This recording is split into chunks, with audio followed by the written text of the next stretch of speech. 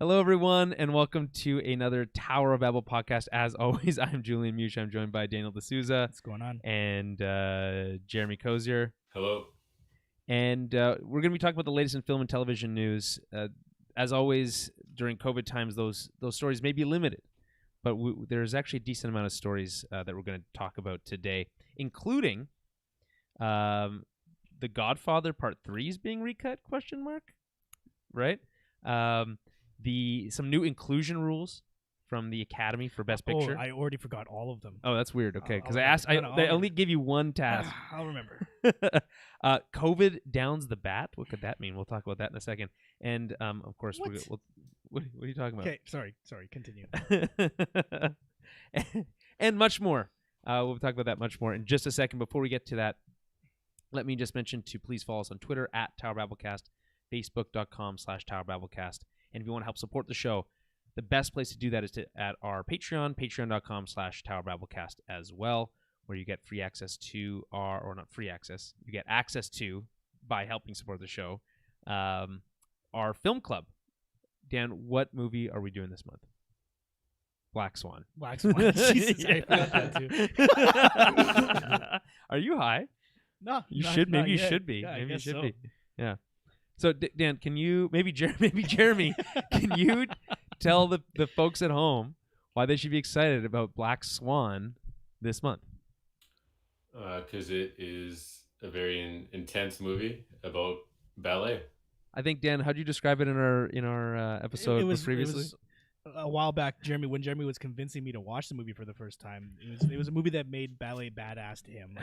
Like he said it with such sincerity that I like. It's truly badass, And it is. That's not a false statement. Okay. That movie's badass. I And already it's about thought ballet. I already thought ballet was pretty cool. Well. So if you like ballet and you like badassery, you'll be in for a real treat. So yeah, we do this every month. We'll be doing our film club going forward, but this month, Black Swan. A little bit of house cleaning. It's housekeeping, Yep. but I've always said house cleaning, so I'm going to stick with that. I think you mix it up every time, and it's usually wrong. A little bit of house cleaning for the TOB fans out there. We've been operating a Slack channel just for general conversation around everything that we cover here, right? And Slack's great, but it's really designed for one specific purpose, which is like team collaboration, and as much as we want to collaborate with our audience, that's not really what the tool is designed for. We want to create a community and foster discussion and conversation. So this is something I talked about right at the beginning of the year, right at our end of the year episode. I talked about that we'd be moving the show from Slack to Discord, not the show itself, but the show's community from Slack to Discord. And that's now happened. So we've transitioned. They still both exist currently. But if you are a current member of the TOB Slack channel, you get an automatic invite and are automatically allowed into the Discord. If you are not a member of either, the way to get in is to join the Patreon. That's at $5 a month. You'll get a automatic invite, and this is all integrated, which is really nice. And anyone who joins before October 31st, spooky, will get an automatic role that will only be available to the people who were joined before that time, which is called a founding member. So if you get in before that time, you get a little extra couple perks as well as the bragging rights as being a founding member of the Discord.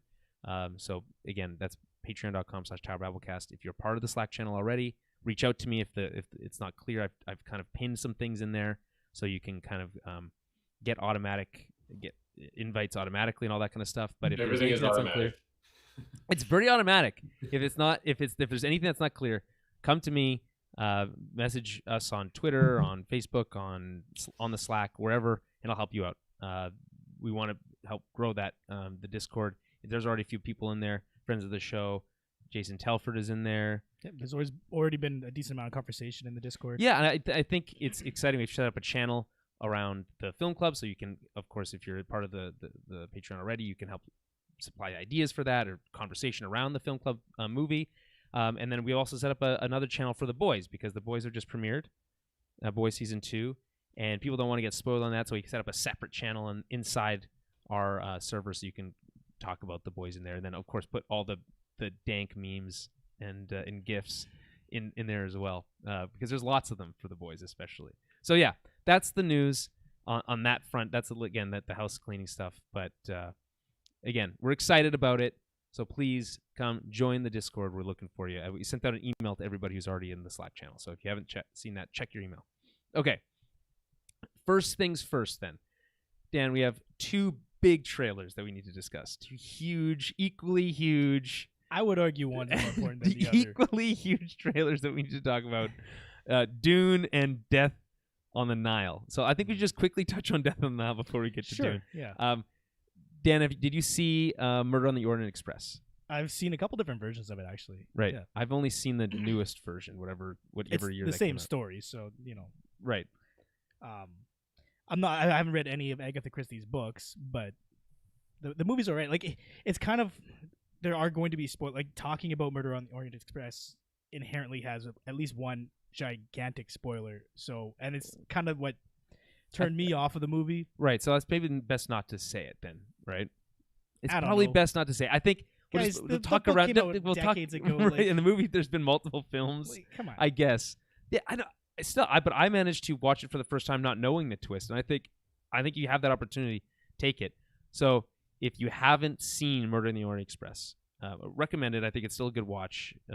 Good cast. Skip ahead like 30 seconds. Dan's going to just quickly say what the spoiler is so we can talk about okay. Death on the Nile. Okay, so skip now.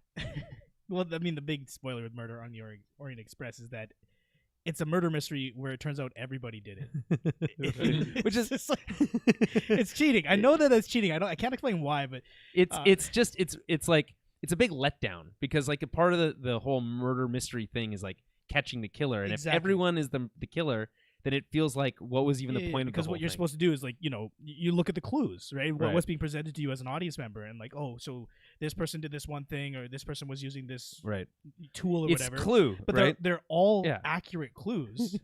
Yeah. So basically, like, it's as good as none. The movie's lying to you the whole time. Yeah, basically, it's deceptive. It's manipulative. Every point in the movie, you're like, oh, the butler did it in the kitchen with the candlestick. the candlestick, right? But every scene has a equally believable version of that, which is, I think, it's just a letdown. So that movie, although good, I think this movie seems to be setting up a much more interesting mystery. It's impossible to say that. Like, it's another murder mystery. Well, yeah, but I just don't think there's no way. Yes, there's no way that it's the same. There's no way it's the same twist at the end, right? If it is, I don't know. I'll throw something at my television. I don't know. I'll just be very upset. I'll have lost all respect for Kenneth Branagh. No, I mean, Agatha Christie wrote quite a few books. I can't imagine they all have the same premise and the same like outcome. No, and she's kind of the widely regarded as kind of like the grandmother of like probably. Of this like classic mystery trope that we're very familiar with in both film and television and writing. So it's exciting, I think, especially because you have that whole big cast of like interesting people, including Gal Gadot is in there, which is really fun. Like there's just like all big names, so that's cool. Anyway, check out that trailer. I think it looks like it'll be interesting, and it's I think a little bit more of a visually interesting setting, which is like on a river in Egypt. I think is a bit more interesting than just an icy mountainside. So now we can get to the really exciting part, Dan. Okay, come on. Which is the trailer for Dune was released today after a teaser for the trailer was released yesterday, which is a classic thing that people are doing now. Movies like to release teasers or trailers for trailers the day before trailers come out. I don't really understand that. That's what I saw. I didn't see the real trailer. So, Dan, can you explain what's going on? I mean, I could do my best. It is a complicated mythos, right? The Dune mythos, and honestly, like the trailer's not designed with spoilers in mind. There aren't any real spoilers in there. It's just action, a lot of like quick cuts, and you just get like a glory shot of each main character, right? Mm-hmm. So that's all that's really going on there. Obviously, Paul Atreides, played by Timothée Chalamet, is the main character. You see quite a bit of him. Timothée Chalamet. And everything nowadays. Yeah, he's hot right now. He's hot right now. But no, I thought it was a great trailer. It's everything that I wanted out of a Dune trailer. There's a few moments that if you've read the book, you're like, that's the moment. Right. See what you did there. But for everybody else, it's a cool looking sci-fi world, and you see giant space worms. I mean, do we know if they're filming both movies back to like at the same time, or if it's just like they're making part 1 and then if it does well, part 2 is being filmed? Do we know that? I don't know if we know that. Off the top of my head, I don't. I saw some people on Twitter saying, "Ooh boy, this is look like it's setting up to be another one of Denis Villeneuve's amazing sci-fi epics that no one sees," which would be a crime, I think. The same thing with Blade Runner 2049, Arrival. None of these movies were box office, hits. I mean, they did okay. They were both successful movies, but not blow away hits. Like they didn't make bank, And in fact, I think Blade Runner 2049 maybe even didn't break even. That's an expensive movie to make. This movie looks, however much Blade Runner cost, this is 100 times whatever that is. I don't know what the number is, but I love Denis Villeneuve. I think he's one of the best directors we have working today. And I think, especially for sci-fi, he's like really doing some exciting stuff. It does seem to have a little bit of that same DNA, and he is the same director, so that's not surprising. That might make this movie a little bit hard for general audiences to get behind. Yeah, there was nothing to be done about that. This movie's going to be difficult and less accessible for general audiences. Like than most other movies. It's just the nature of the sci-fi genre and this movie in particular. If I can just paraphrase the chat room, because we are live on Facebook, Twitch, YouTube, and Periscope. We have Marcos in the chat, also in the Discord. So if you're not in there, you want to check that out. And then John Manelli saying that shit looked tight for Dune, I presume. And I have to agree, it does look really, really, really good. It's very pretty. I like the redesign as much as we were making fun of it earlier, Dan, of the giant worms. Right. Butthole worms. Was it too much? I have to not say it. Was I not supposed to say that? Shouldn't. Well, whatever. Everyone's thinking it. It's a different take on the worm, and everyone's thinking it. Like a tapeworm. You said a little bit like a tapeworm, I guess. And some people have. It does look kind of like a butthole. There's no other way to say it. It does. It's one of those things, like once you see it, you can't unsee it, right? It, yeah. But yeah, no, I mean, I guess they had to differentiate themselves from the previous iterations worms, which was more just like traditional worm with eyes and mouth kind of deal. No eyes. Eyes, just mouth. Just mouth. Right? I guess you wouldn't need if you're a worm, you don't really need eyes, eh? Yeah, they live underground. It's all about vibrations. Mm-hmm. What else stood out to you? I really liked the stuff with I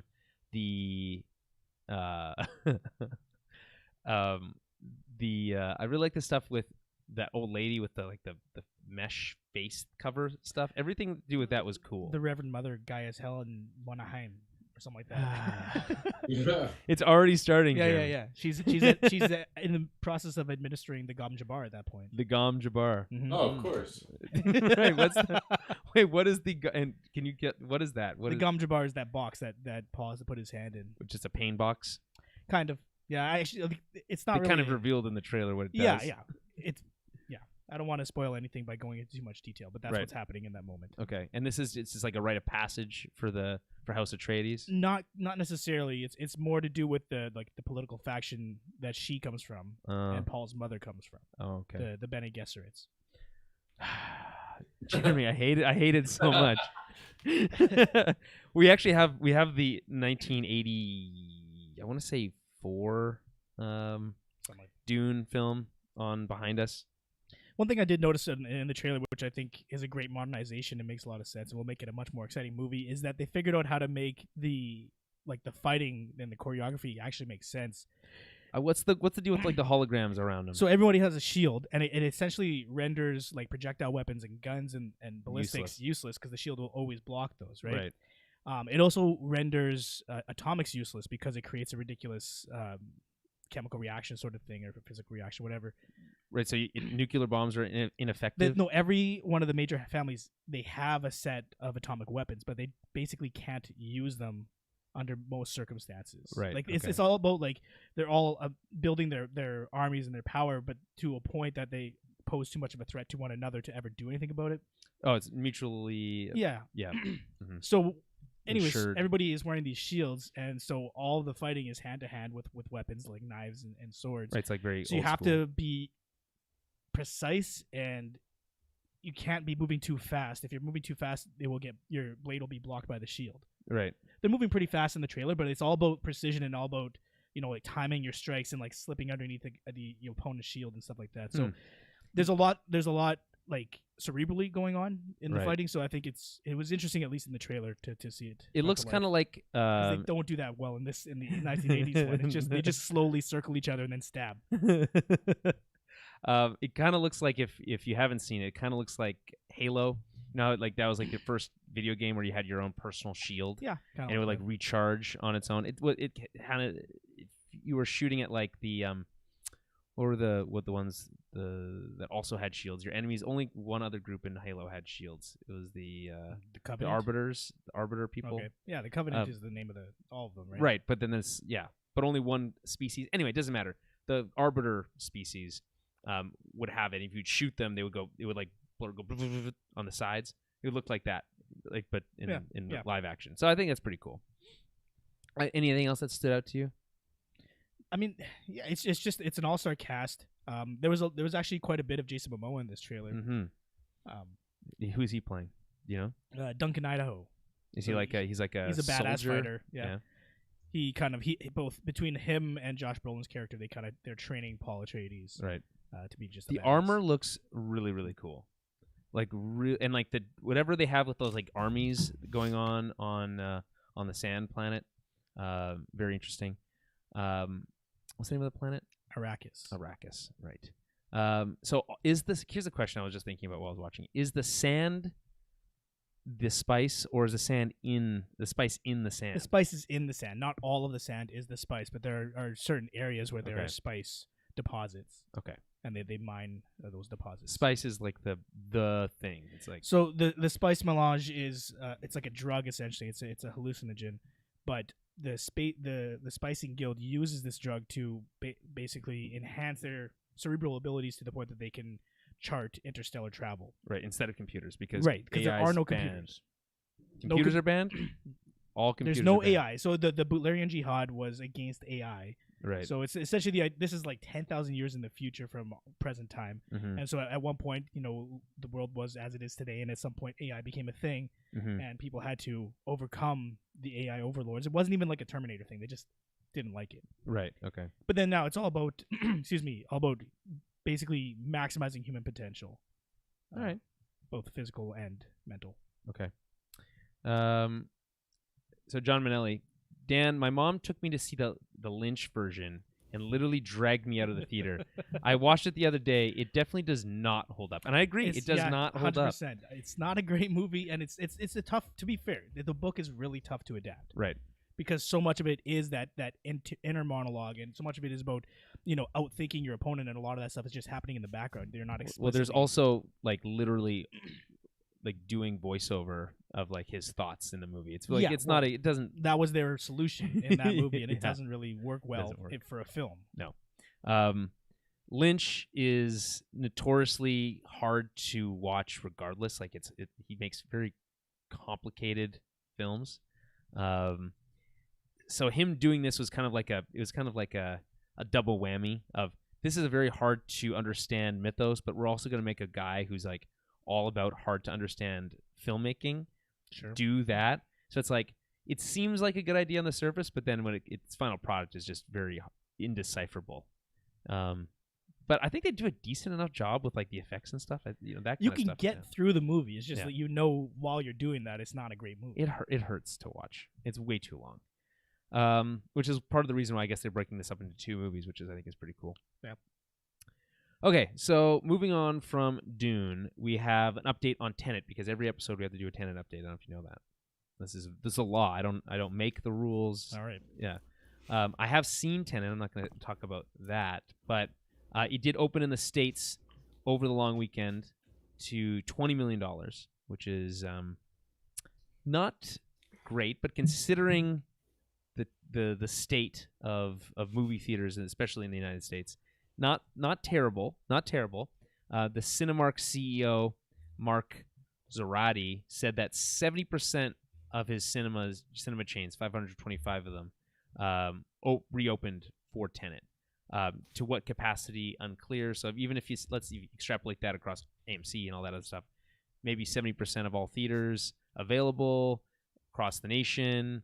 Maybe only, let's conservative, even this is probably generous, 50% capacity. That's not a huge amount of available seats. So I think that's okay. Internationally, it's sitting at $132 million, according to Box Office Mojo. So not too bad. It's been out for a couple weeks now internationally. Consensus seems to be that this is somewhat vindicated Warner Brothers release strategy for this, even though it's been highly criticized.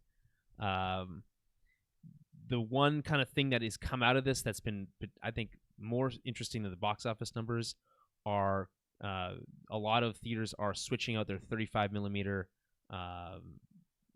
cuts of the film to actually play digital cuts of it instead, due to the sound mix. Apparently, there is seemingly this never seems to escape Nolan, but he loves to have really loud scores, and that's definitely true. In the IMAX version I saw, the score was very loud, very good, as is done by the same guy who did The Mandalorian, and Community and stuff like that. Johann something. Ludwig Göransson. Ludwig Johann Dan. I mean, come on. That's basically, if you're talking music composers, those are basically the only two names. Okay. Anyway, it's a very good score, but it's very loud, and it does drown out dialogue from time to time in this movie, making it hard to understand. This is a problem they had with Bane in Dark Knight Rises. I think this is a critique of in Interstellar, with some of the dialogue being hard to understand. So this, and in Dunkirk also. So this seems to be following him. And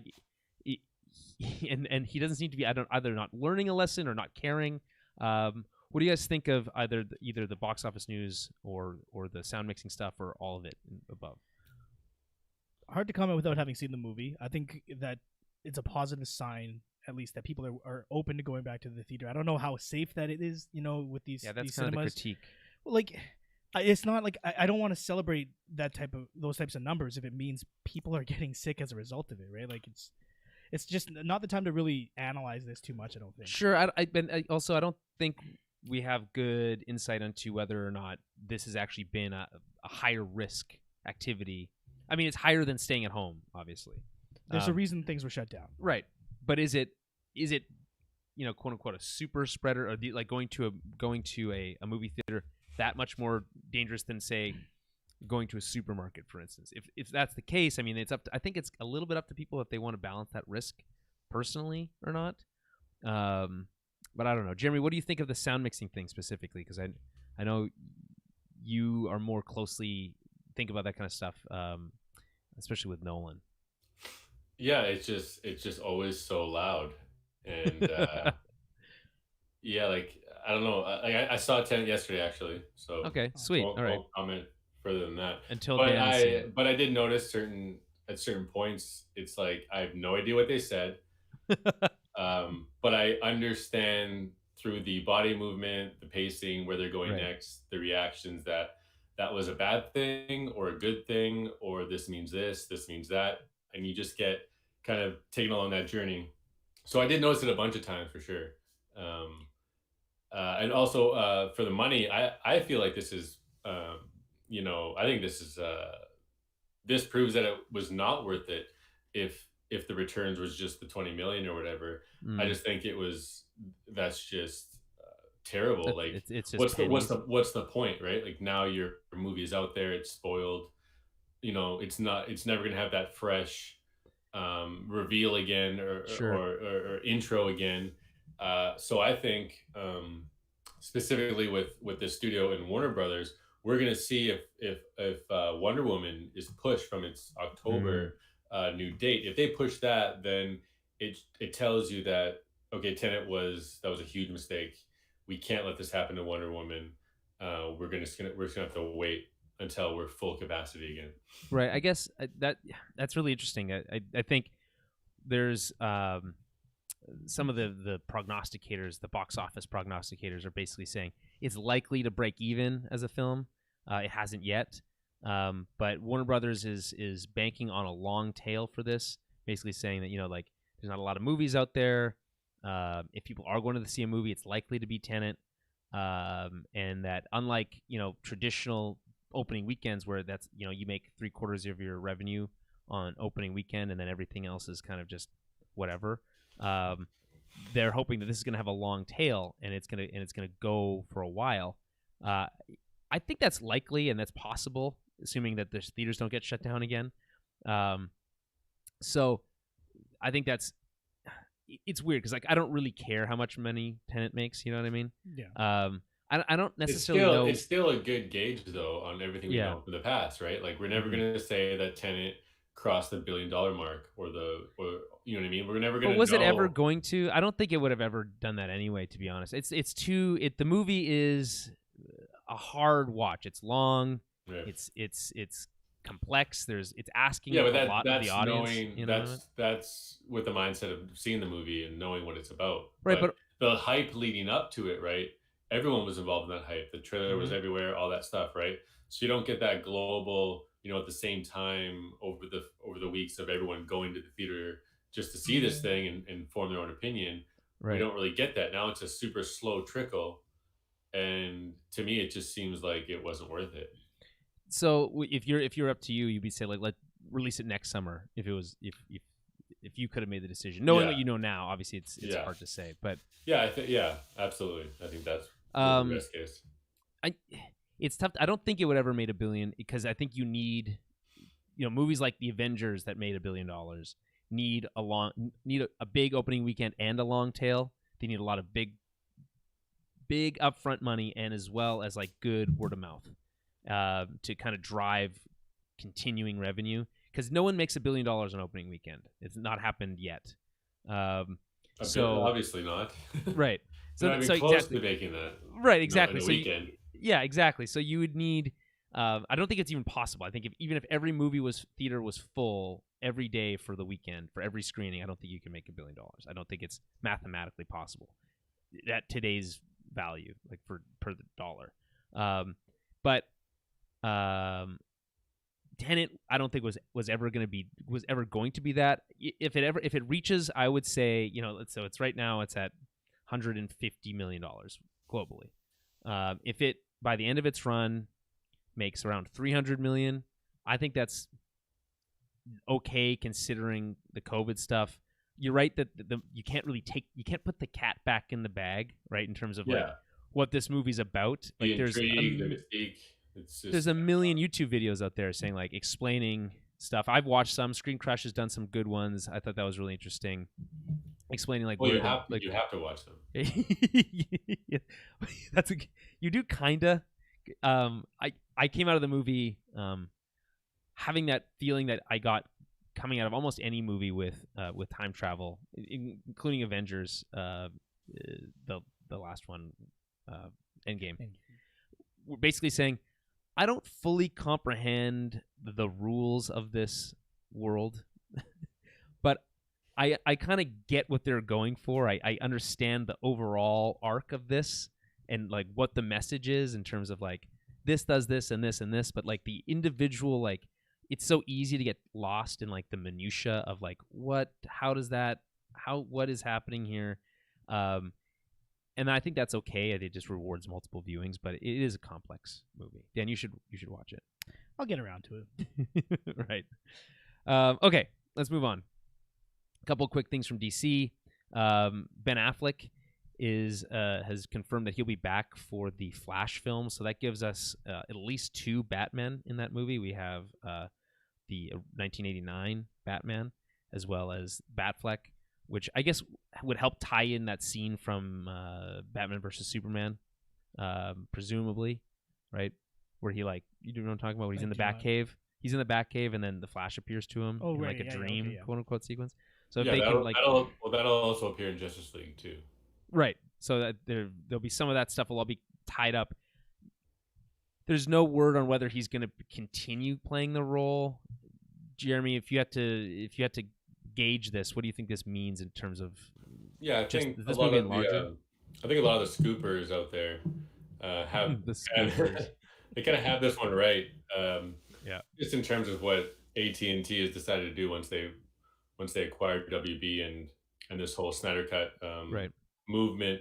I think it just really opens the doors to all this crazy fan fiction type stuff of these people potentially reprising these roles, or getting a second chance in terms of a Batman solo project or any of that. I think that is all possible. I don't think it's like signed on the dotted line or there. You know what I mean? Like that's the goal. I think if it becomes like a possibility with how the fans react to whatever he does in the Flash movie, reception from the Justice League 4-part miniseries, Right. I think it's all possible, and I could see an HBO series that's just like we talk about like content, right? The Mandalorian, right? Like Right. that stuff is just going to be really enticing for people, I think, and I think AT&T and Warner Brothers knows that. So I'm not ruling it out that a return. You could, just so I can parse what you're saying. You foresee or wouldn't be surprised if you saw a Ben Affleck starring role like HBO Max Batman series. Yeah. Huh. But like it could be, but there's no parameters, right? Like right, anything. We're getting a Justice League TV show in 4 parts. We could be getting the Arkham Asylum. Is it fair to call it a TV show? It's a movie in 4 parts, which is even weirder to say. Yeah, but but we're talking like again, like the Mandalorian, right? Content on a streaming service. It's just different now. You need stuff. We're digesting this Justice League way differently than what it was intended to be. And I just think of Ben Affleck, because the rumors about his Batman script, right, where everyone was loving it, right, and then it came out that it was like this Arkham Asylum, type movie with a bunch of villains in it, including Deathstroke, right, who they already casted and whatnot. Well, he not only appeared in the film franchise, right. Well, when did he? Wasn't that just in the Justice League? That was in Batman. Batman v Superman, I believe. The end credit, the post credit scene where he's hanging out on on Lex Luthor's yacht, I think. And it was that's in Justice League. Is that in Justice? That's a Justice League. Yeah. Oh, really? I thought that was Batman v Superman. And we're thinking that Joss Whedon might have shot that. Okay, I don't know, but they definitely had what's his name? He tweeted Joe Magnello. Magnello. Joe Magnello. Magnello. Once the Snyder Cut stuff was confirmed, he tweeted out something about praising about the original post-credit scene, alluding to the fact that the one we saw with him and Lex on the yacht is different. Not as exciting. It certainly wasn't that exciting. No, it just confirmed that they're coming back or whatever. I would have bet $1 million if that was Batman vs Superman. Was there a post-credit scene in BVS? Maybe, or there was like a deleted scene with Steppenwolf or something like that. Yeah. Right. That's either way. Yeah, I remember that. Oh, yeah, they released the scene online after the movie came out. I forgot about that. Weird. Yeah.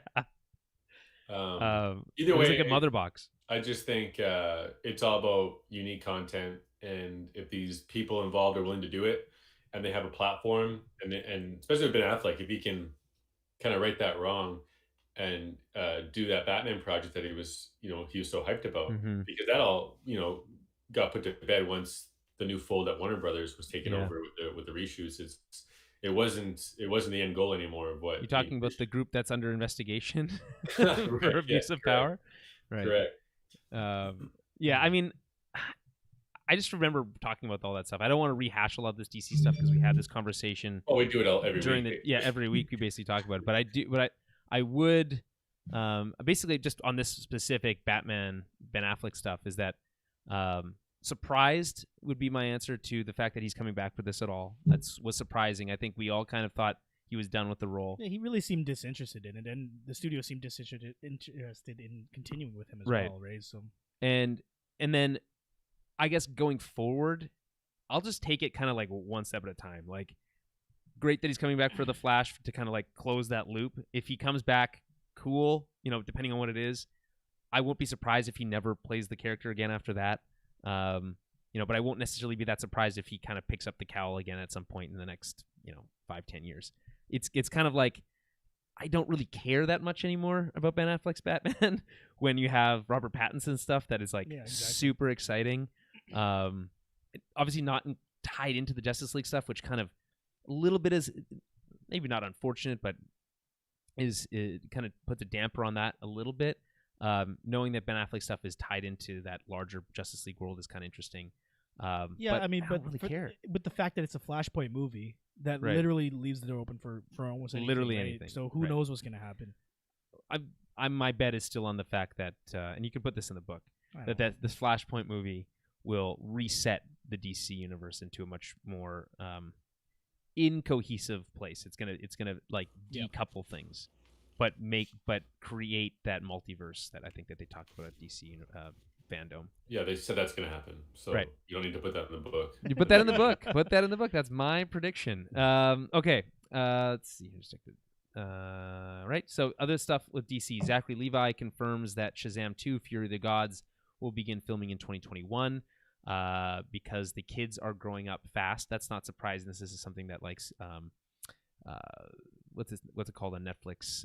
Stranger Things had to deal with. Basically anything with kids. Yeah, they grow up really fast, and as soon as they hit puberty, they look very different, and it's really hard for you to justify them. Not there being a big giant time jump or something. So they missed the boat on this already. I think they're gonna have to use some de-aging technology on these. De-aging technology on preteens. They're teenagers now. Well, that's the thing, right? They're teens. They're going to be playing preteens, right? I guess, but to be fair, that's not really new to Hollywood. Well, it depends. Yeah, you often have like for those CW shows, you have like 20-something, 30-year-old actors playing teenagers, right? Right, so. And like that's like back in the day with like kids programming, it was always 20-somethings playing teenagers. So that's not that. So it's not quite that extreme in this case. No, but in this case, what they need to be is consistent with what age the kids were in the first movie. Right. That's the challenge, right? Right. And then also with the timeline of the character and all that stuff, it's a tricky balance. I think basically with Shazam, I think they had all incentive to just like shoot as quickly as possible following the wrap of the first one, but we weren't able to do that due to, I think, a lot of reasons we've already talked about and won't rehash. There is a Static Shock movie in development. Do you guys remember Static Shock? There was an animated series. I remember. I was not like big into it, and that's not like super exciting news, to me. But. Well, I think for some people it might be because this was kind of part of the DC fandom event. There was like a surprise panel, and the surprise panel was, I don't know if it was always intended to be this, but the surprise panel ended up being a conversation with like the creator of Static Shock, and like they were their own thing, and they were acquired by DC, and then like merged into that whole world, and how Static Shock the animated series was really big. You have the guy who played Green Lantern from Justice League, who voiced LeVar. Phil LaMarr. Phil LaMarr, not LeVar Burton, which is what for some reason I'm going to say, but different person. And talking about like playing the character and all that stuff. They didn't talk about a movie. They basically teased that maybe something's happening, and then I guess they announced it shortly after. It's important to some people because there's not a lot of people of color in comic books, especially there wasn't for a long time. Static Shock was important. Black Lightning's important. Like these are important characters. So I think if they can kind of tap into anything that's like similar to that same kind of zeitgeist, I think that it'll probably do pretty well. We're not really positioned to really talk about that well. And then James Wan says Aquaman 2 will be more serious and reflective on the current state of the world. Do we want a more serious Aquaman movie? Is the real question here, right? I think no. That movie was fairly goofy at certain points, but it wasn't that the movie itself wasn't. The movie was taking itself seriously. Would you say it was? The premise. Would no, you say I would the movie not. was I would not self-serious? say that. I would never say that. It's a ridiculous statement. It's not a real thing to say. I don't know what it means, but about being reflective of the current state of the world. Like that's a pretty broad statement. I think it's pretty obvious what he's talking about. I think as an American filmmaker in Hollywood, I think the political atmosphere of the United States is clearly, I think, what he's hinting at here. Okay, well, that's what I mean by saying it's a broad statement, because if that were what he was hinting at, he wouldn't say the state of the world, right? That's the state of American politics. Well, what that means more to me is climate change, right? Like with the ocean water rising and, maybe the temperature of the ocean. That already happened. That already happened in the first movie, though. It was about climate change. I don't know. Well, like that was like one of their like main reasons to like attack the humans on land and stuff, and start that war because ocean masters like they're polluting our oceans. Remember? Yeah. So I mean, I don't know how much more you can lean into that without it feeling a little preachy, but I like, or feeling like Captain Planet, which make a Captain Planet movie. I'm fine with that. That'd be kind of fun, actually, to be honest. Maybe the time is right for a Captain Planet movie. Not the one from College Humor, though. That was pretty funny. Okay, a little bit of Star Wars news. Josh Gad interviewed Daisy Ridley, and this is on the Jimmy Fallon show. And she revealed / confirmed, this is because this was rumored for some time.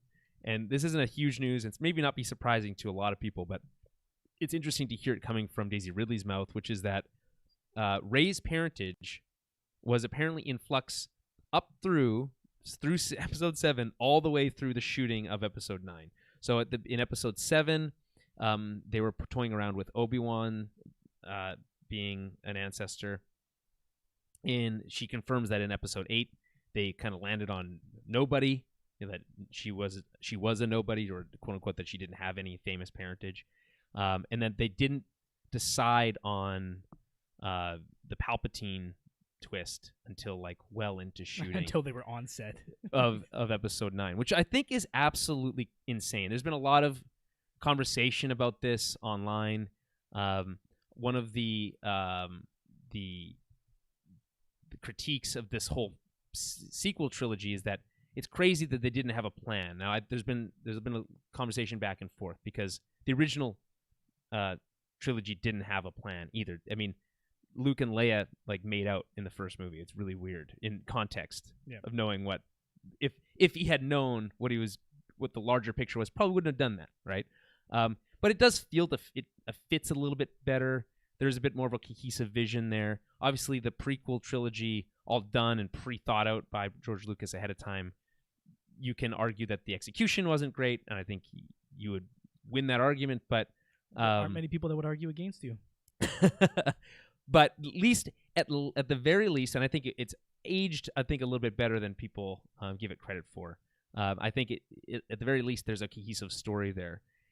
The sequel trilogy doesn't have that, and it's clearly the most like obvious problem with it. And even if it's like, hey, 7 set something up, 8 takes it on a different direction, 9 chose to do take it another direction, which I think doesn't work. I think it's like, okay, you've got your 2 movies in now, you have to kind of go with the flow to kind of to cap it off, and they didn't. JJ decided he wasn't interested in that, and I think that's really unfortunate. And then obviously, right from the horse's mouth here, that's kind of the case. I would love to take out like a candid behind the scenes interview with some of the people who are behind this movie about like the mess that episode 9 was. John Boyega has come out and kind of like criticized Disney for 2 things. He thinks that he was given short shrift in episode 8. He feels like he could have been given more to do in episode 8, and that in episode 9 that they took the character in a weird direction. He didn't like it, and he's not interested in doing more Star Wars, which I wouldn't blame him. It's a big weight, and his character wasn't really treated that well. And what do you guys think about this? It's like I said, it's not that surprising, but it's interesting to hear from Rey. Yeah, I mean, it's surprising that they didn't have more of a plan. I guess, like, given the way that the movie turned out, it's not surprising, right? Mm-hmm. Knowing the final product. But you have to imagine going into something like this, it's going to be a trilogy. You need an episode 9. Like, as of the end of episode 7, they should have had at least a rough outline of where things were going to end up. So I mean, maybe it's part of the fact that the directors changed a couple times, and there was studio changes. But it was never as well. supposed to be JJ in episode 9, right? And it was. Well, that's what I'm saying. Like, Yeah. it was all up in the air. It was a fugue state. Things were changing quite a bit, so things obviously got thrown out, and new things were written in. I think you can use the DC example here, what happened with Justice League, as a little bit of a cautionary tale for episode 9, because I think it's pretty obvious that Lucasfilm got cold feet after episode 8. Yeah. That there was some, there was what happened. clearly backlash from a segment of the fandom. There was. I am so sick of talking about this. it's about the toxic fandom. It's no, it's not about. I'm not even talking about that. Like, there was people who didn't like the movie, and that's fine. Right.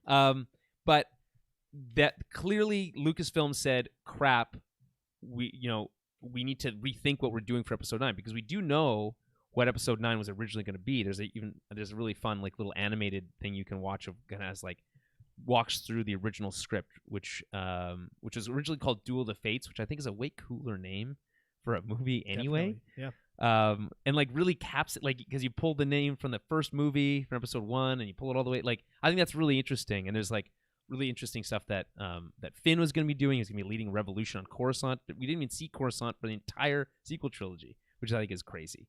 You basically don't see it after episode 3. Actually, you see a glimpse of it, I think, at the end of in the recut of episode 6.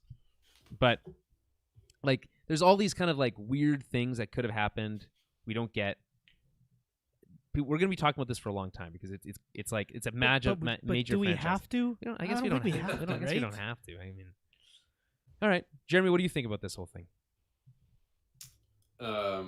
Yeah, I think you're right. It's just we're at a point in time where these movies get so polarizing, and we have shining examples of them, and the examples are The Last Jedi and Justice League, basically, right? And with this whole Star Wars series, right? You had George Lucas kind of at the center of it first time, but you had 3 different directors. He was one of them, obviously, but yep. And then they'd hire JJ to recapture that. They bring in someone new and fresh with new ideas and new takes. And that experience that's where they got the cold feet, right? Whereas me and you were excited about that and the future of that. They saw the other side of things and needed to just kind of cap this story off and give like the OG fans like what they think they need to see, right? Which is coming full circle, attaching it to all these things you know and love or hate. But it ignores so many things. It's crazy to me. I think the whole thing is crazy because it's obvious. I think we've seen this countless times when studios try to understand or give you what you think you want, they almost always fail at it, right?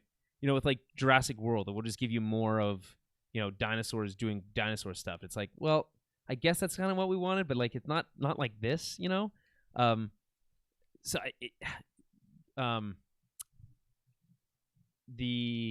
a quote that I think of Steve Jobs had fairly often, which is that, and it comes off as kind of like fairly brash, but basically he's saying that like consumers don't know what they want, and I do, and I'm going to tell them what they want, and it's going to be better. And you could argue that he was kind of right in some of at times, maybe not always. And I'm not saying that the quote is necessarily like that his message is great, but there's something to be said about like a studio just like saying, or trusting a creator to say, we know that this isn't necessarily what is like the nostalgia play, but like there's something new here that and we trust that vision, and that the audiences are gonna like it, whether they want to or not. Kind of, you know what I mean? I don't know if it necessarily works 1-to-1, that analogy, but I do think about that and them just saying, well, let's just try to give Star Wars fans what we think that Star Wars fans want. And I don't think that worked in episode 9. It does feel a little pandery at times, and even when it's not, like it's not certainly not creative in a very in any like story manner. You know what I mean? Like with the whole Palpatine thing is crazy. It is. No, it's Yeah. garbage. John Manelli agrees with Dan though. He thinks that The Last Jedi is not good. Look, neither of them are good. Yeah, 8 and 9 are not. 7's not that great either. 7's whatever. It's 4 redux, right? None of them are great. I would argue that 8 is great, but we're not gonna rehash that argument. No, you just had to say that one last time. Well, right? I do think that I do. Like, you don't think it's great. I think it's great. It's I would fine. love to go a month without talking about Star Wars. We can't. There's always Star Wars news. There was pictures released for season 2 of The Mandalorian. We don't have to really talk about that, but there is some new pictures of obviously Baby Yoda, the Mandalorian with his new kind of new branded armor. It's kind of cool. No new trailer yet. Even the movies that they did announce that the show. Sorry, they did announce that the show would be premiering. Season 2 would be premiering late October. So there's rumors that there's something happening on set or something like that. Of how they're going to be shifting away from the Mandalorian. So I guess Pedro Pascal, for some reason, but I don't know. We have to wait and see, though. I guess. Yeah, I think you talk about those scoopers, quote unquote. Yeah. A lot of those scoopers were saying that that's not true, right. And that's being blown out of proportion. I don't know. I mean, obviously we don't have a trailer, and it's pretty close to release. I think that's partially problematic, but we don't know. I don't want to speculate on that. But we do know that George. I do know that George Lucas came to set to watch Dave Filoni direct, which I think an episode, which is kind of like a heartwarming story. He's kind of like his understudy, and he came in and people were like saying, "Well, why don't you just direct an episode?" There's probably legal reasons he can't direct episodes of Star Wars right now. I don't know. I don't know, but it seems like either A, he probably doesn't want to, and B, even if he did, he probably can't. So. And then we did get confirmation that the Obi-Wan series is a limited series. This is not surprising, but people were like, well, maybe we'll get multiple seasons. What is season 2 going to be like? There's not going to be season 2. It's a limited series. There couldn't possibly be more. Well, yeah, it's kind of confined in terms of a time and space. Right. Like, exactly. So I think that's a good thing. I think limited series tend to be more tight and better told than ongoing series, but just by the nature of having a beginning, middle, and end that's pre-known, unlike the sequel trilogy. Ridley Scott has confirmed that he's working on, speaking of sci-fi stuff, that he's working on a new Alien movie. Ridley Scott's a busy guy. He's really old, but he makes a lot of stuff. It's really cool. And the wrinkle is that this may not be connected to Prometheus or Covenant and might be a completely new Alien story. Awesome. But it's still set within the Alien universe. It's just not a direct sequel to those movies. Yeah. Yep. Great. Which maybe is good. Just like do a traditional horror movie with a xenomorph, and you're probably gonna make a lot of money. You know what I mean? Jeremy, do you care? Do you care about the Alien franchise anymore? I do not. You do. Okay. Alien, and Aliens. That's it. That's all you need. What? Whoa. But Fincher did Alien. Whatever Alien 3 is. I don't know what that movie is. Resurrection. Yeah. And we love Fincher. Doesn't hold up to the first two. Right. I mean, it's like dogs. They're like dog xenomorphs in that one. I think that's all I remember. It's a prison and there's dog ones. But people say it's not as bad. It's a Godfather Part 3 type situation where people say it's bad, but it's like still better than most movies. So speaking of Godfather 3, the Godfather 3 is being recut into by Francis Ford Coppola. Into who, speaking of really old directors, is recutting the movie, and it's going to be titled "The Godfather: Coda, The Death of Michael Corleone." So it really rolls off the tongue. Sure. And we'll have a new beginning and ending, as well as rearranged scenes. That is interesting. Like I'm all for that. Mm-hmm. It is like you said, Godfather 3. Okay, obviously can't compare to the first 2 iterations, like not even close. But it's still an okay movie. I'm perfectly. I mean, I'm perfectly. I was gonna say like I'm all about going back to it, but like he's like the George. If they're filming new scenes, I don't think they're filming new scenes. This is being recut, not re. There's not new because like no way. How could you possibly film new scenes? How could the de-aging technology is really advanced? It is, but it's like I don't think you could do it. I wouldn't mind some new effects. Like I always think about this one brutal effect in The Godfather Part 3 is when someone gets shot through like a pair of sunglasses, and it just looks like pink water flowing out of the eye. It looks actually terrible. Like it looks like film school level quality. That's not even the terrible part of it. It's like he like looks at you and then he's like slowly like puts his head down or whatever. Yeah, like after being shot in the head. You guys don't know what it's like to be shot in the head. All right, yeah, I guess not. You can but look at Google it. Who do you think you Google are? it.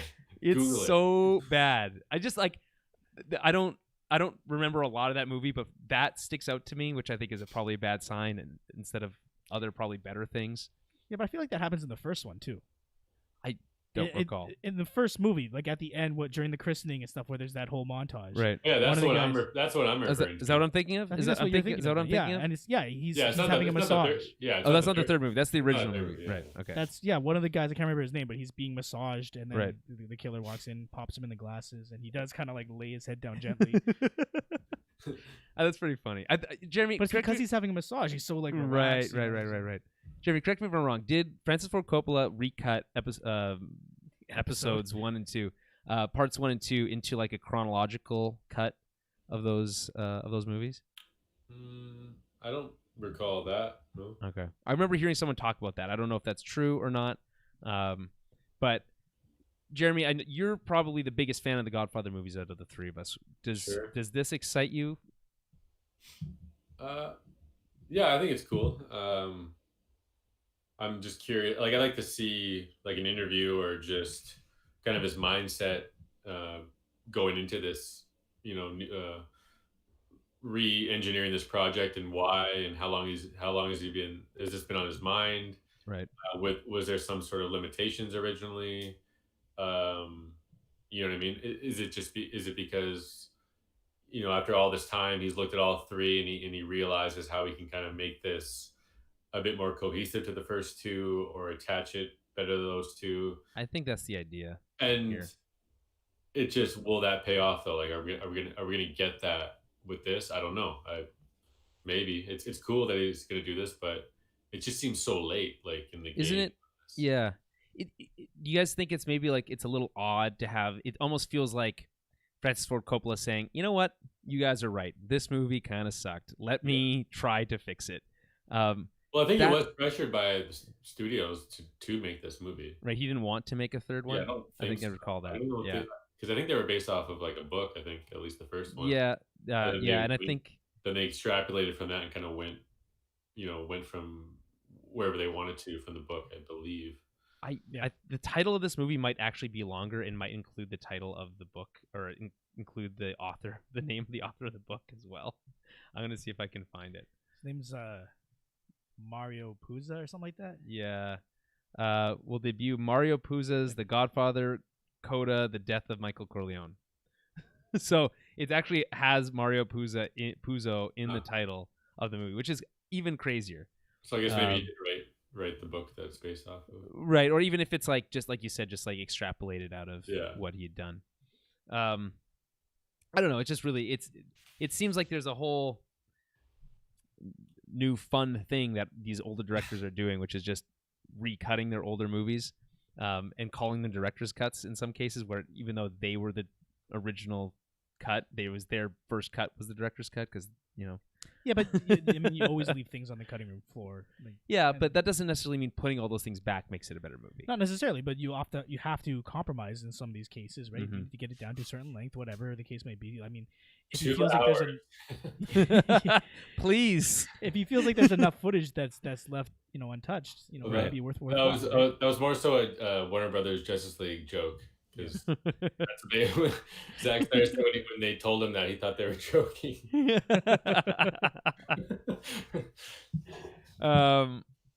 So speaking of recutting stuff, Sylvester Stallone, and we talked about this already, just we mentioned it, that he's doing a quote-unquote director's cut of Rocky IV, which I don't think that movie needs a director's cut. It's already pretty good. His cut was the director's cut. It's another example that he was the director of that movie. He made that movie he wanted to make, presumably, right? But he is recutting it, and really the only news we have out of that is that he's decided that he doesn't like the Polly's robot anymore, and he's removing it from the movie. That's the only thing we know. And What if that's the only difference? Like, what if they just released the movie and that's the difference? That should be the only difference because that movie is amazing. Yeah, it is real. I agree. That movie's one of the best, if not the best. It's probably my favorite Rocky movie, apart from the first one, because I think the first one is like on its like a different level. Yeah, you know, it just literally nominated for an Oscar. Well, didn't it win an Oscar? Yeah, but it's not like they made that movie think they were going to make 6 Rocky movies. You know what I mean? Like, right. It turned into something else. It's kind of like Fast and Furious almost, right? Like who's the next big baddie, right? You got Mr. T, you got the Russian guy, right? So right. But I just remember looking back, like this one I watched the most. I thought it was the most exciting. I loved that he was at like the peak of his career, right? And just the villain was very cool, and the training montages. I would break you. The music was outstanding.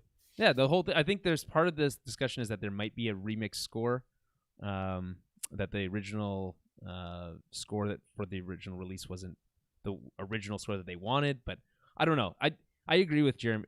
I don't know if we really need much of a change here. I was looking back at the Rocky movies recently, not watching them, but just reading about them, and Rocky IV is really the last great one until the Creed movies.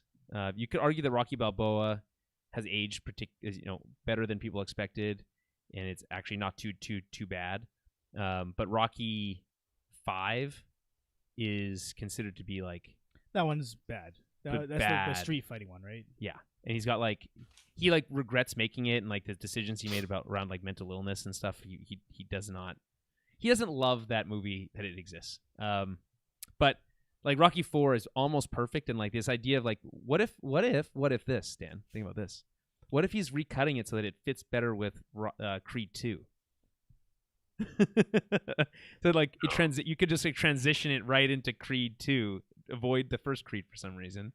And then is Creed 2? Have you not seen Creed 2? No, I haven't either. Just don't even spoil it. How do you guys not know? This was in the trailer. Yeah, he fights Drago's son. Oh, I was gonna say that as a joke. That's actually he fights Drago's son. And Rocky's the Polly of the of the duo. Yeah, and it's actually pretty good. And Creed 1 is an amazing movie. It's an amazing movie. Creed 2 is not as good, but it's still very good. I would argue better than most of the other Rocky movies.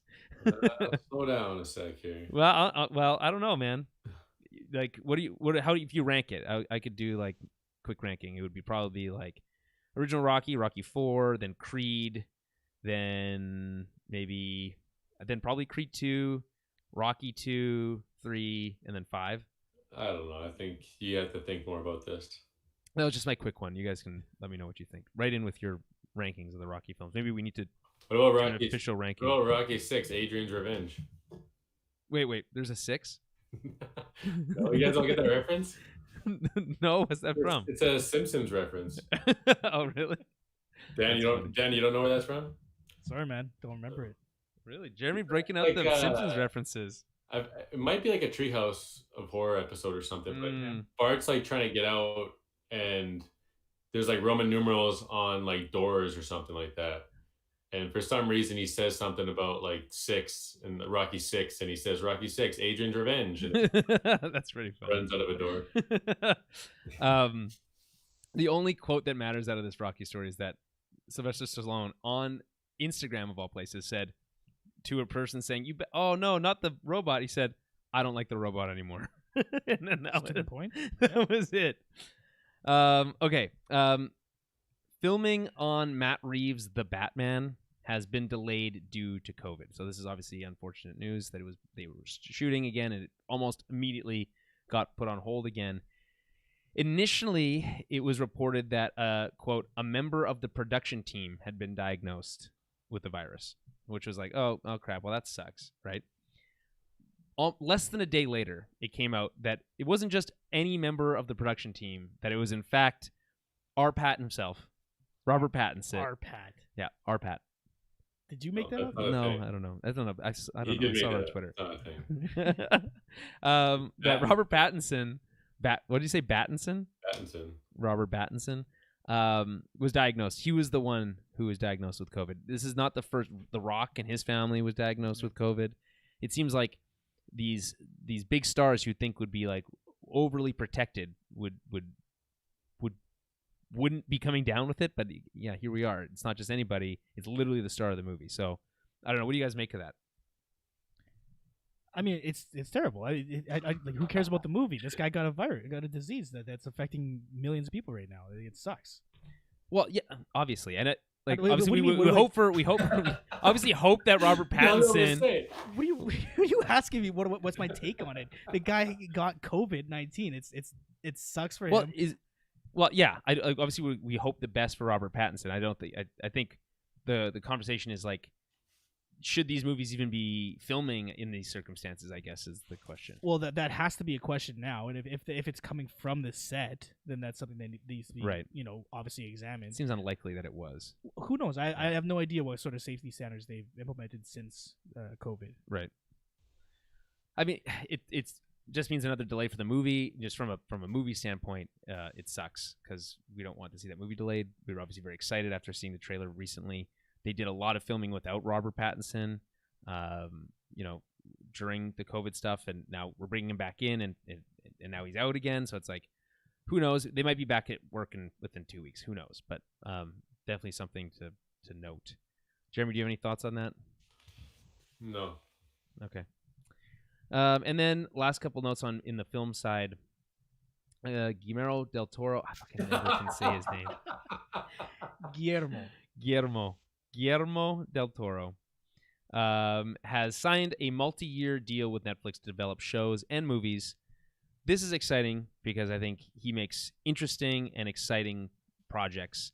Netflix has tons of money, and like, if you're gonna just give an auteur a bunch of money, Guillermo del Toro is like a really great like candidate for that. You know what I mean? Yeah, he definitely does tell and display interesting stories. There'll be a bunch of crazy Spanish monsters on Netflix in the near future. Probably. His filmography is so like all over the place, right? Like, he made Labyrinth, and he made like Pacific Rim. It's like these like crazy differences in. You mean Pan's Labyrinth? What did I say? What did I say? Labyrinth? No. Yeah, Pan's Labyrinth. And like and then Hellboy is another example. He's just all over the place. He has roots in horror, obviously. He's been attached to a lot of different horror projects. It would be interesting to see if like that's where he's leaning on this. I mean, if you just have unlimited money, like. Well, it's a multi-year deal, so right. Obviously a multi-project deal as well, I would assume. Likely, unless it's like a series, I guess, maybe. Or that. So yeah, I definitely can imagine a horror series of some sort coming from him. I mean, all we really know is that he's, going to be making right. stuff with Netflix. There's right. really not a lot of details there. He actually was involved in like a horror anthology series in Mexico, like early on in his career. Apparently, it's pretty good if you can like find it, like dig it up from however you find that stuff. Jeremy, are you a Guillermo? Damn it, Guillermo, a Del Toro fan? Of course I am. Oh, okay. I thought you were gonna say, "Ugh, no." I was like, "What?" No, he's brilliant.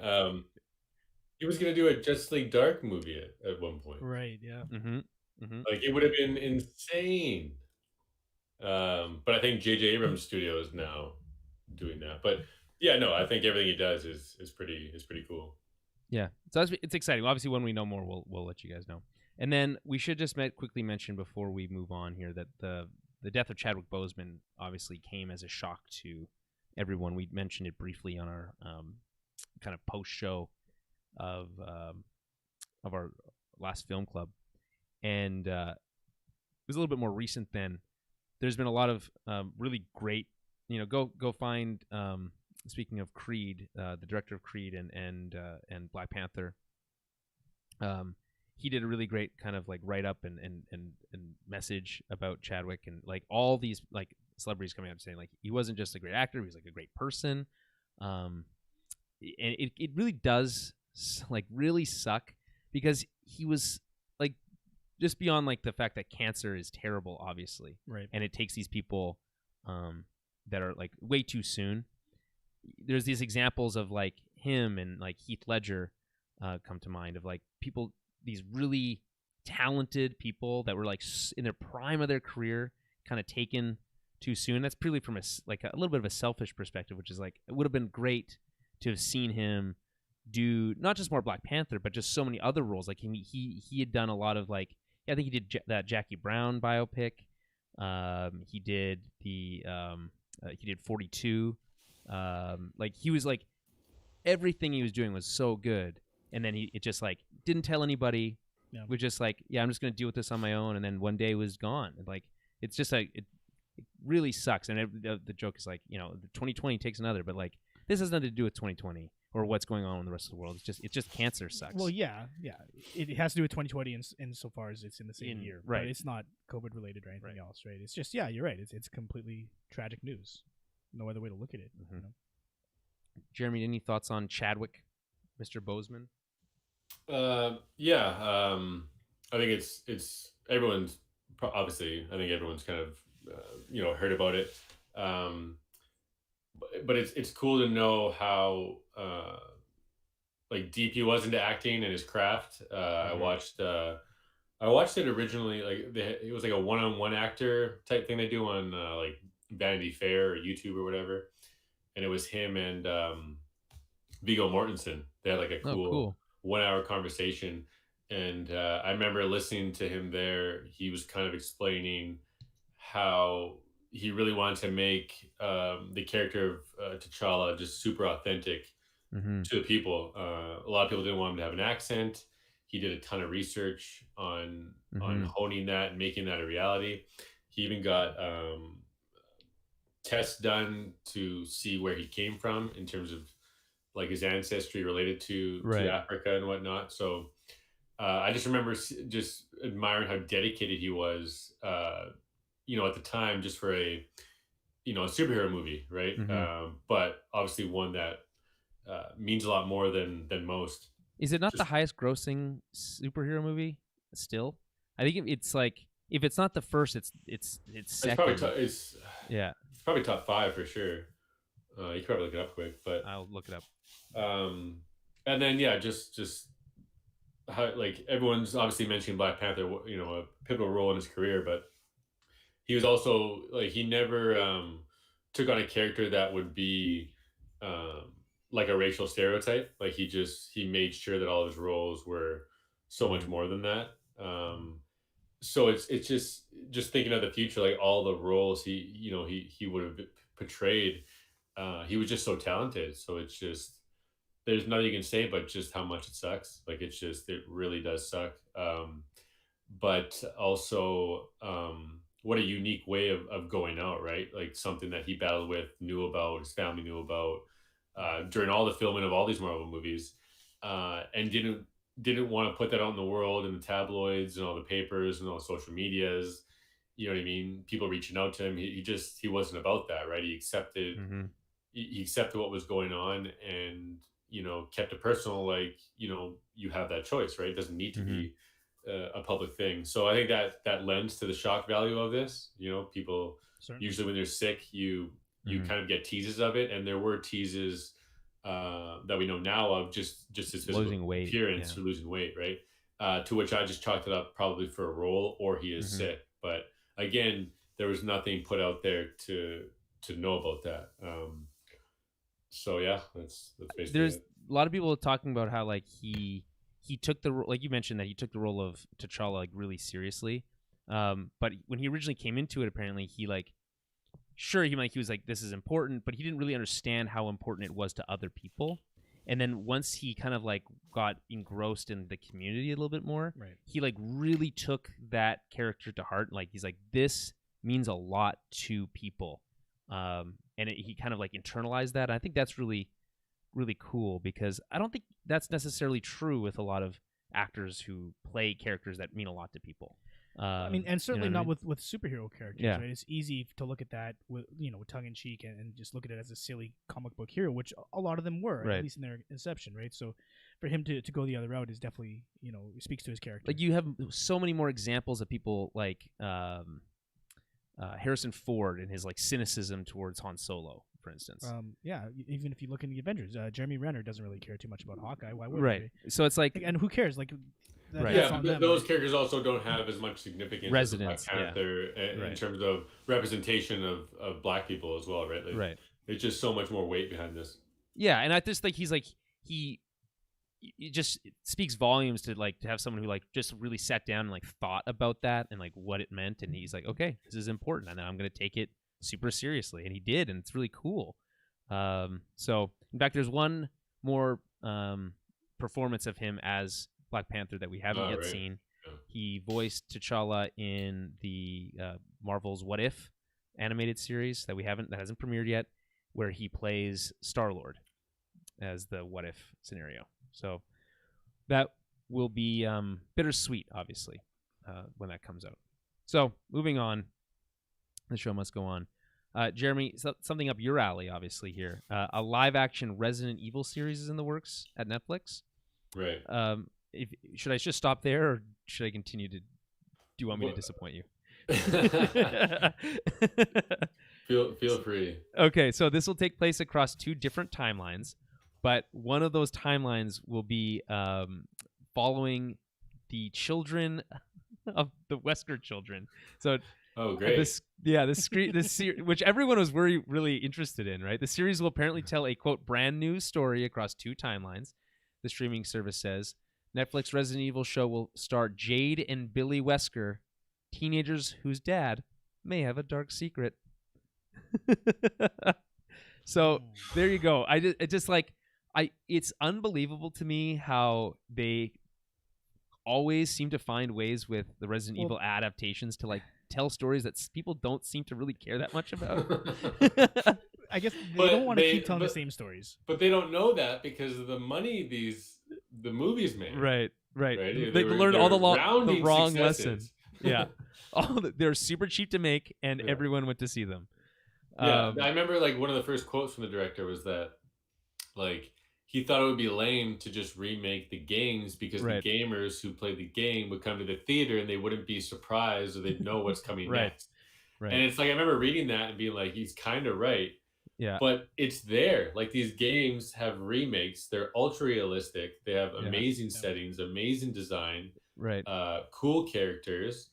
You could argue that there's some silliness in there that you might want to like. I don't know if you want to lean into necessarily. Like, with the right creators, you I don't know if you'd lean into it, but you'd incorporate it, right? Like the people who grew up with this property and know how to handle it. You know, it'd be great. Speaking of people who just got signed on to deals by Netflix, Del Toro. The G Del Toro would be great for the series, right? I think he would have the right tone. No. Match between like horror, whimsicalness. There's some whimsicalness. Yeah, but I don't whimsy. I think it can get there, but I think it needs to start small. I think you have a cast of characters who are part of the elite. They have to be stars. They have to be stars units. Yeah, it's about it's just about that, right? And then a small investigation leads to all these layers. These layers, right, of secrets. And I think like a season to season slow build up of that world will be cool. And then it can blow up beyond that with the revelation of what Umbrella is and how far they reach and all that stuff. We can get there.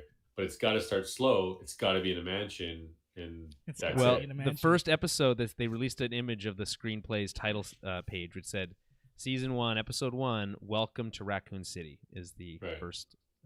So you think that it's like, I guess based off that title, that's not the worst place to start, right? But 2 timelines kind of throws me off. Like, are you telling the story of like what happened to Raccoon City, as well as like the fallout of it later on with these Wesker children? Or you have to think that the Wesker children themselves are probably genetically engineered in some way. I just can't care about it. I knew you would. And I remember I read the script for the original Resident Evil movie, written by George Romero, like the OG. Really? And I was fascinated by it. Like it was pretty cool. And he used Jill Valentine and Chris Redfield right from the beginning. They're just like in their apartment having a conversation, and then like Jill has to suit up and she goes to the police department. And it's like I can visualize that, based off how I've seen these characters in the game and the environments they've been in. And I just thought it was a cool take on his approach to start with those characters in a different way. Maybe they're in a relationship or whatever, and just go from there. But like now you hear like Wesker's children, like like where in the right. timeline is So that? to Yeah, even mention that, right? Who are you right, talking to? You're talking to people like me. You're talking right, to Yeah. fans of the series only. right. What is Because no one knows Wesker? who Wesker is. Yeah, No like one. that's such He's a barely in the famous movies. name. Yeah. Yeah, And in the show, right, the build up to that character's reveal and what he's all about would be unbelievable. right, You know what I mean? He's infiltrated into the Stars teams as a leader, and you would have no idea, until the end what his. Well, they do say here that he may have a dark Yeah, secret. exactly. Jeremy, I don't know if you know. But I already He know, so may. I just. Yeah, I mean, like, I guess there's that kind of thing where like you could play it for the fans of the series saying, "Hey, you know that Wesker is a bad guy, but his kids don't, and like general audiences don't, and his teammates don't. So you're gonna see the kids unravel some mystery in the future, while at the same time Wesker and is alive, and then is discovered or found out by his fellow teammates at the same time. That could be interesting. It gives you, as the person who has the inside scoop, gives you like you can like pick up on things, but then for people who aren't, you're kind of the kids are kind of the audience surrogate, and they're kind of figuring out that along with you. Yeah. That's, I think, best case scenario. I mean, it really depends on what the two timelines are.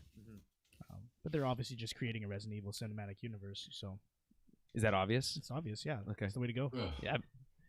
Jeremy's like, pumped. It doesn't matter too much to me. I mean, Yeah. we still have the games; they're all being remade. You know what I mean? Like, what other franchises can say that, right? Like, and they're being remade Mario. very well. Right. Well, not really. Actually, you can't say that about a Mario because You say Zelda, if anything. Yeah, you can say Zelda. The Mario stuff, I don't even want to talk about it. It makes me actually angry. We'll talk about that on another games episode, but it's I mean, $60 for 3 games. Relax. it's bullshit, Jeremy. It's bullshit. Why? They're all It's up res bullshit. or HD. They're not. They're just ports. No, then they went Some bigger than that. Mario Sunshine is not even in 16:9. It's in a 4:3 ratio. That's insane. No, it's widescreen. 64 is 4:3. Right. Sunshine, they made widescreen. Okay. That's well, good. yeah, That's good okay. news. Cool. I guess. I don't know. Like it's.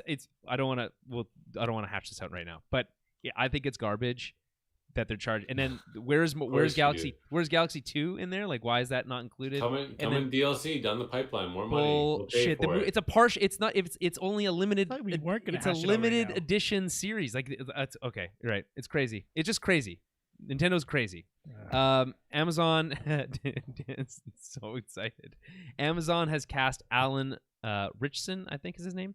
He plays Hawk in Titans, as Jack Reacher for the Prime series. Now, Dan, you might not care about Jack Reacher, Probably but not. Jeremy, I know, liked the first movie, the first Jack Reacher movie, starring Dan. Are you familiar? Yeah, it's Tom Cruise. Yes, Tom Cruise. By the way, one of the coolest opening scenes. It's like really haunting, and maybe doesn't play as well today because it's like basically just a mass shooting from the shooter's perspective. But it is really effective, I think, in what it's trying to do, which is be terrifying. And it has no dialogue, and it's very little audio. It's very cool. That movie is, I think, pretty good.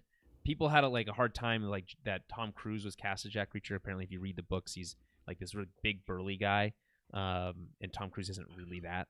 Right. That being said, Alan Richardson is a pretty big dude. I like him as an actor. I like what he did in Titans. So this will be interesting. I don't know if I'll watch the series, but if it's anything like that original movie, and it's not the second one, the original, I think it might be worth a shot. But it seems like Amazon's kind of like doubling down on these kind of like spy thriller stuff that they got a lot of that. Like, don't they have the Tom Clancy stuff kind of on lockdown? They've got yeah, it's what's his name? Yeah, from The Office. From The Office. Yeah. Jeremy, do you care about Krasinski? Yeah. What's the name of the series? It's Jack Ryan. Jack Ryan, which is there's a Jack Reacher, there's a Jack they Ryan. get dude Jack Reacher and Jack Ryan. I know. That's crazy. And they're both just super spies. Yeah, that's right. Well, he's technically Jack Reacher is a really good police detective. That's his a military detective. Yeah, Something like that. and Jack Ryan actually has been different things in different books, if I remember correctly. And he's not really a super spy every time. He's sometimes like he's an analyst or whatever. Something like that. Yeah, Yeah. he's Jeremy, do you care about Jack Reacher at all No. anymore? You like that first movie though, right? I do. Okay, just checking.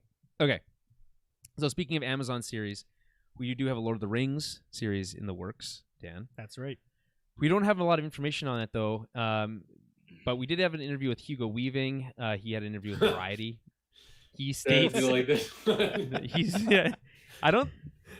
We'll see. Do you know what I'm going to say, Jeremy?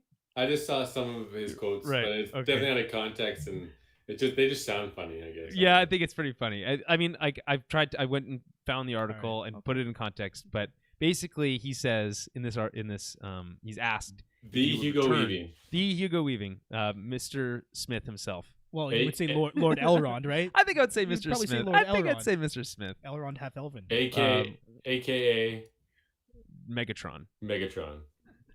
Yeah, that's right. Stas, you feel me? A terrible Megatron. He's not good in it. It's one of the worst voice castings I think ever. Anyway, he in an interview with Variety said he would, quote, never return to Lord of the Rings. Going on to say, quote, I'm not interested in that at all. Look, I loved being in New Zealand with all those great people, and it was like going back to a family. But actually, to be honest, I think everyone had more than enough of that. Which I don't really had enough of what? Had enough of is he talking about like the cast and crew, or like we've kind of done our thing, we don't need to do it again, or like he's talking about audiences having had enough of Lord of the Rings? Because I don't think that's the case. I certainly don't think that's the case. I think what he's saying there, to assume, I guess, is that he's sort of done with that chapter of his life. Like he doesn't want to go back and revisit a character that he put to bed a decade ago, right? Right. Over a decade ago. Almost 2. God would damn. you want him to anyway? I wouldn't be against it, but you don't need him to play Elrond. So at the time, this series is set at in the Second Age, right? As everyone knows. Yeah. Yeah. So this would be a younger Elrond. Now he is an elf and he is immortal, so you can play around with that. He could be the same. You said he's only half elven just now. Yeah. Well, it's complicated. So he's technically he's from the same. His lineage is one of the lines that of. Fuck. Okay, let me start over. Let me just go back 1,000 years. Wait, no. 1,000 years. Aragorn, you guys are. Wait, what's his most famous line from the movie? Elrond? Yeah. You know what it is. No, you know what it is. Oh, the Isildur. Yeah, obviously. Whatever. Long story short, the founding of Numenor is. I was gonna say Numenor. Elrond and his brother Elros Numenorians were given the choice because of their. I'm ignoring you guys at this point. Because of their lineage, they were given the choice to be either elf or man. Elrond chose to remain an elf, and he founded Rivendell. Do you just use these stupid terms as like your passwords for like different things? We can't say that. I'm not sure what stupid terms you're referring to. I don't believe that I've mentioned that one nobody yet. would be able to remember from like from like Dune to Lord of the Rings to whatever. The fact that he remembers all these made up words is very impressive. That's why they should be his passwords. Right. My passwords are more complicated than that, man. I'm not going to reveal any of my secrets. Right. Obviously not. That'd be stupid. Right. Yeah. Anyway, so Elrond's brother became the first High King of Numenor. All right. So he decided to stay an elf instead of becoming. And his brother chose the opposite road, so he founded he became the first High King of Numenor, and the race of Numenorians. Right. Are through his line. So Aragorn is descendant of. He's related to Elrond. Elrond's brother. Right. So he's related to him. Yeah, related. Yeah. Like it's a stretch, but they're well, related. they all are, right? Like there's everyone's related. What? No, but there's 3 elven houses, and then they all kind of split from there. Right. So there's a lot of intermarriage and stuff like that. Elrond marries Galadriel and Celeborn's daughter, Celebrian. So like there's a lot of, and then so Arwen obviously is the daughter. So right. she's technically Elrond's her father. Galadriel would be her grandmother. Oh, okay. That's confusing. It is confusing. Right? Yeah. And then Aragorn, who's the descendant of Elros Tar-Minyantar, who is Elrond's brother, marries Arwen, who is Elrond's daughter. I do love a good Tar. Why do you know all this? He's basically done the thing. You know those chapters of the Bible where it's just like this person begat this person begat this person. He basically memorized that. That's not but true. for Lord of the Rings. That's not true. But I have read the books. I've read the Silmarillion. There is a point in the Silmarillion where it's He read the Silmarillion in grade 10. This person's sired. They don't instead of saying begat, they say sired. Right. Okay. But there is a long line of like, you know. The worst part of those movies is when that king is like just old and like sick all the time, like he's just being controlled. Yeah. Well, it's just the worst. Two Towers is the low point of the series. I just hate that whole like period where you have to wait for this sick king to just like revert back. Like it's just so long and boring and like. Jeremy, when's the last time you watched when's the last time you watched the extended cut of that film? Probably over like 10 years ago. It's very long. I have the black. How long is the extended cut of Dan? How long is the extended cut of Two Towers? Two Towers. It's probably around 3:20, 3.5. 3:20. No, yeah, around 3 hours, 20 minutes, something like that. 3:15. That is. It was long. When we watched it, it was long. I know you were annoyed that I was annoyed by how long it was, but it's. You can't not watch the extended editions. But like, maybe is there maybe like a middle ground that's like not just the extended cut? Like there's like it's just like the good stuff, but include some things from the extended cut. You don't have to watch them if you don't want to. No, that's fine. I just realized I didn't realize there was a law that said you probably have to watch just recut them into like seasons. Yeah. Right? Honestly, kind of would be okay. I'd be cool. We're talking about a Lord of the Rings TV show right now, right? Like the Amazon one is going to be a series. Yeah, but different story, right? Obviously. Wait, it's about the forming of Numenor, right? The founding of. No, my impression is that if it's in the Second Age already, so it's going to be about the fall of Numenor. Right. Okay. Towards the end of the Second Age, which is what brings. It starts the Lord of the Rings, basically. Elendil and Isildur to Middle Earth. Isildur. Right. Isildur. Right. Thank you. Anyway, that's our Lord of the Rings stuff for today. I like that you can just talk about that for nonstop, but you get annoyed if I bring up Star Wars for literally 5 minutes. I get annoyed if we bring up the same Star Wars story every time. If we're gonna just talk about Episode 8 versus 9 every time we record, we're not. It's just it's an ongoing. It's an ever-changing story. The land is always changing. Kind of like first age to the second age, Dan. You know, things are always changing. It's a long going story. It's a long ongoing story. It's a long going story. Okay, so over to Sony for a quick second. Is anyone familiar with Silk? Jeremy, you can't eat chips on the podcast. We've talked about this. I'm not, though. Okay. They're not chips, they're Pringles. Once you pop, you just can't stop. Is anyone familiar with Silk, the Marvel character? Dan, are you familiar at all? Jeremy, are you? Silk Spectre? No, no. It's not. It's a female Spider-Man character called Silk, like Spider Silk. Gotcha. Anyway, there's why not Black Widow? Oh, right. Because I kind of. Why not Brown Recluse?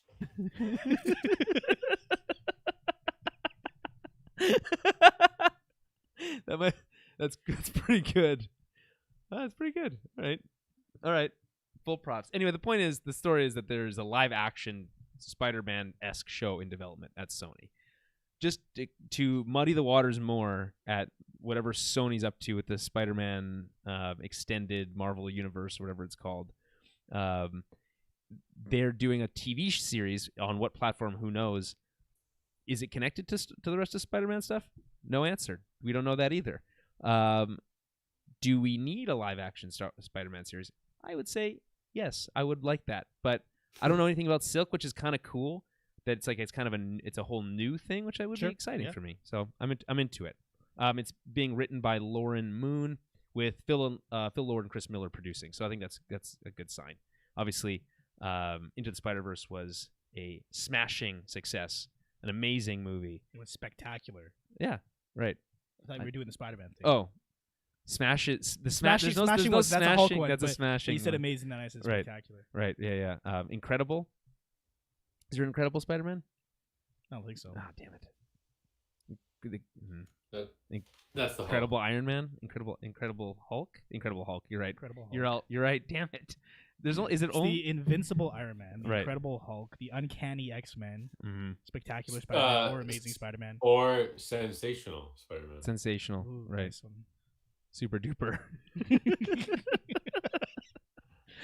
Netflix has canceled Altered Carbon after 2 seasons. A little disappointing for me because I thought it was although maybe not perfectly executed, a really interesting world. It's a fascinating world, a really cool concept. Yeah. I feel like it's my fault because I didn't watch the second season, so I feel bad about it because I really enjoyed the first one. It's a cool show. It's one of those shows you really do have to pay attention to. I think I've said that before on the show because there's so much going on. It's very complicated, but I thought it was worthwhile. It's one of the very rare occurrences where there's like a world that's introduced that I'm like instantly gripped by, but the show itself is either like not interested or not very good at exploring that world. I think it's just like really more concerned with the characters, which is fine.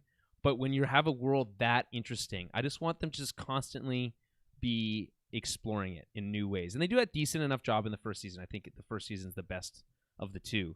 And there is also an anime, like a CG anime series or movie as well on Netflix. And maybe this continues as an anime or in animated form. It is clearly an expensive show to make. Yes. But this concept of like permanent death not really being a thing in the future is really fascinating. There's so many, just that one idea can sprout so many concepts and stories that you could tell, and they certainly like play around with it, that at least enough. But there's so many other things in that world that they don't really explore that are just teased. I think it's really cool. I think it's based on a book, if I'm not mistaken. Probably, I would assume so. Who knows with Netflix? They cancel stuff, they revive things. Who knows? But I would love to see more Altered Carbon at some point. I mean, I also even like the idea of it almost being anthology-esque, where it follows the same character, but it's with different people playing that character. Right, because it could be anybody, right? Yeah, which is like it could have been. We could have got a female version. We never did. I think that would have been really interesting too. But we never got that. So I guess a little too soon, I think, on that one. Give it a little bit more time. Give it some legs. Maybe it'll pick up some steam on the back end. And then the last but not least on the television side. No, I read ahead. I think it might be the least. Have, no, it's the last and the least. Oh, is it? Okay. I think it blows my mind. A live action Powerpuff Girls series is in development at CW, and no one expecting me to say Powerpuff Girls. That's like that. First of all, that's like what, and will feature quote disillusioned 20-somethings who resent having their childhood lost their childhood to crime fighting. So, but now they have to come back. Obviously, have to come back together for some sort of thing. Just think about Powerpuff Girls as the animated show for 1 second. I think highly regarded as an animated series. Sure. A little bit ahead of its time. Its biggest like draw was its like art design, right? Like it had a very specific look and feel that was unlike any other show. And the characters were really interesting, but like I don't know how you take that world if this is a sequel, quote unquote, to that animated series. That stuff happened, and now they're teenagers. How you make that into a live action series? Like, how do you do what's his name? Mojo Jojo, I think is his name. Yeah. The talking monkey. Yeah, with the turban. Right, exactly. That one's not that hard, but there's other ones like villains and stuff that would be seemingly impossible to do. I guess they did a whole superhero crossover thing on the CW, so nothing's impossible. But like, well, yeah, in this it's I'm assuming it has to be cheesy. It has to be way over the top, winking right. at Powerpuff Girls, and like it's got to be. It has to have comedic roots. Like the one thing that worries me about this is in the quotation there that it's disillusioned 20-somethings who resent having lost their childhood to crime fighting. Like that sounds like the CW doing a dark, gritty reboot of Powerpuff Girls, right? And which sounds like a terrible idea, right? Because that's a good point you bring up. Because Powerpuff Girls was like legitimately funny. Like there's good humor in that show. I don't like. I get the concept, but I don't think it's a good idea. You know what I mean? Like I'm like, okay. I think it's part of this thing. Like we're seeing a lot of these remakes or reboots or there was another like hybrid term we had at one point. Requel. Requel, yeah, that's the one. God damn. And it's like playing off the nostalgia factor. So like a lot of people who grew up with Powerpuff Girls are in their 20s now, right? Right. So maybe this is like trying to capture some of that audience or something like that. I don't know. Doesn't sound. Well, we'll wait and see. I think with that one, not really up my alley. I guess is what I'm trying to say. All right, fair enough. Jeremy, do you care? Did you watch Powerpuff Girls at all as a kid? Powerpuff Girls. I don't know. Maybe not. Every now and then, but no, I don't really care too much. Okay. I just think it's a. Moreover, I think it's fascinating to see what CW is doing because they do a lot of superhero stuff, right? And that has its own niche. But like this is such like it seems a little out of left field, but I guess when you really think about it, it kind of fits that same kind of genre of cheesy superhero stuff. You know, it'll certainly be that. Yes. Yeah. Okay. Last little bit here before we start closing up, which is the next DC animated movies have all been announced. These are all coming in 2021, so I'll just read them out. Batman: Soul of the Dragon, Justice Society World War II, and the most interesting one, Batman: The Long Halloween Parts 1 and Part 2. That's really, I think the Long Halloween one is really interesting, especially if it's coming out close to Matt Reeves' Batman, which has apparently been inspired by the Long Halloween in some ways. That's a kind of an interesting kind of like double feature situation that they've got going there. The rest I don't really know too much about. I don't, let me see if I can find a synopsis for at least these other ones. But what sticks out to you guys here? I don't find World War II too terribly interesting right now. So a Justice Society World War II movie, it just feels like that kind of stuff has been done. I've read too many comics where the superheroes are part of World War II fighting Nazis, and it's just a little too like straightforward, I guess, for me. It's not really breaking the mold at all. That Soul of the Dragon, I don't know anything about. Long Halloween being part 1 and 2, they're doing essentially what it sounds like the same thing they did with Dark Knight Rises. Dark Knight Returns. Returns, rather. God damn it, I do it every time. So that's gonna be like a direct adaptation, which is cool. That's one of my favorite Batman books. Right, and I think we can agree. I think that most of the direct adaptations have been really good. I think you could argue the Killing Joke, although having a lot of redeeming features, I think is maybe one of the weaker ones of the direct adaptations due to because it's not a direct adaptation. They do make some creative choices that don't work, unfortunately. Despite having the two best actors playing Batman and Joker in a Batman Joker story. That is unfortunate. But the Dark Knight Returns is really cool, and I love that they went a different art direction with it, and I love that they had done, they went a very different voice acting route with it. I think felt very standalone, and it doesn't have to be connected to anything else. And this will probably be in that same vein. We know that the DC animated universe is over. These are going to be standalone stories, at least for a short amount of time here. And The Long Halloween is a book I haven't read in a very long time. I should probably check it out again or just examine it, knowing kind of the connections it has to the Matt Reeves stuff. But I would like them to do a similar thing where they try to not match the art style, but just go a very distinct and different art style route with The Long Halloween, as opposed to just doing kind of what I think Jeremy and I would agree was kind of started getting old, was their more traditional look and feel that they had for like the DC animated universe there for a bit. Jeremy, what do you think about this stuff? Yeah, very excited for Long Halloween. I think that's due, I think. And the other ones don't really stand out to me either. I guess that none of them really stand out to you, I'm guessing, in this year. No, I mean, like I'm a fan of the JSA. I think they're getting their spotlight more and more in terms of Doomsday Clock and Stargirl, and just with the multiverse. I think they're going to be a pretty cool group, right? Being the first kind of superhero team. So I think it'd be cool to explore them and all the different members. Yeah, I mean, and we're getting some of them in the Black Adam movie, right? So yep. Which is, I think, the JSA there as well. So it's basically a backdoor JSA movie, what it seems like, right. Which is, I think, fine. And then, okay, so let's talk. Speaking of that, we'll just get into what we've been watching here a little bit. Jeremy, you and I watched Superman Man of Tomorrow. Speaking of DC animated movies, just give our quick impressions. I think, speaking of art direction, I think this movie is a really refreshing change in art design and art direction for the DC animated stuff. Despite the trailers, this is not just a direct kind of a retelling of the Superman origin story. I think it does a really good job of giving you just enough of stuff we kind of already knew with a little bit of a fresh twist, and then just skipping ahead to the interesting parts, and including bringing in characters that you might not expect, which I think is really fun. I think it's really well acted. The back half of this movie is much weaker than the front half, to the movie's detriment, which is unfortunate. You could argue that this movie could have been probably 20 minutes shorter, even though it's not that long. None of these movies, the DC animated movies, are that long. You could have maybe cut this back a little bit, and it would have been a little bit tighter.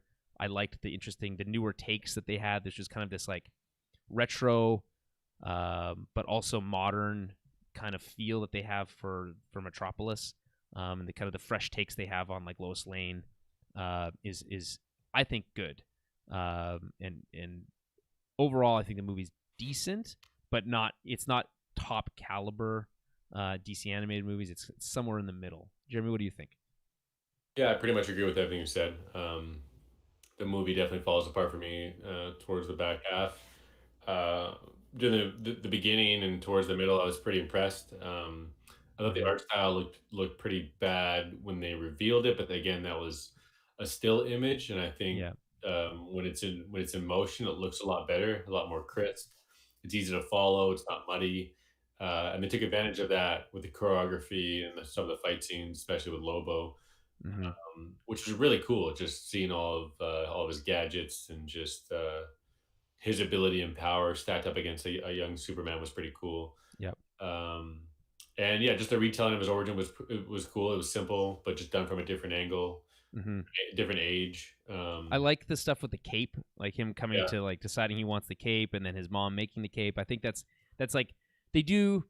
This is weird to kind of praise them, but like they do some twists on the origin that just feel really wholesome, that really feel to fit kind of that more traditional Superman kind of tone. I think I talked about this a little bit when we watched the trailer, but they lean into that. There's a long time after Man of Steel where the S didn't stand for Superman anymore. It stood for hope, right? That was the S was a symbol for hope. That was the sigil of Clan L, House L, and that's sigil meant hope, which is it's an interesting idea. I think it does work in a lot of ways, but just to kind of go back to that more simple, the S stands for Superman, and Superman stands for hope, and what else, and all the things that he does, is kind of refreshing after I don't know when we talked about this, but when did Man of Steel originally come out? But ever since then, it's basically been the hope thing.